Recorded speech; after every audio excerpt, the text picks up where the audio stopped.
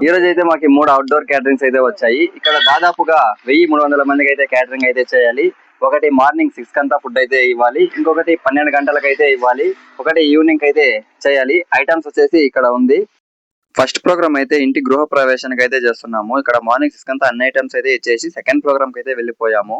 ఇక్కడ మునీశ్వర పూజలకు 500 మెంబర్స్ కి చికెన్ మటన్ అయితే చేస్తున్నాము. ఇక్కడ 12 కంతా ఇచ్చేసి నైట్ రిసెప్షన్ ప్రోగ్రామ్ ఉండింది, అక్కడికైతే వెళ్ళాము.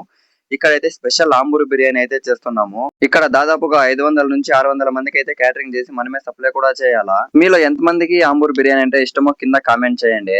బిర్యానీ దమ్ అయితే అయిపోయింది. ఇప్పుడు ఎలా వచ్చిందో చూద్దాం రండి. బిర్యానీ అయితే స్మెల్ అయితే అద్దిరిపోయేలా వచ్చింది. టేస్ట్ కూడా నేను అనుకున్న దానికన్నా వేరే లెవెల్లో వచ్చింది. మన వీడియో నచ్చినట్టయితే ఇప్పుడే లైక్ అండ్ కామెంట్ చేసి వెంటనే ఫాలో చేయండి. బిర్యానీ తినేసి కస్టమర్స్ అయితే భలే ఉన్నిందని చెప్పారు. లొకేషన్ ఎక్కడ అని చూస్తున్నారా? కనమనపల్లి విలేజ్ లో.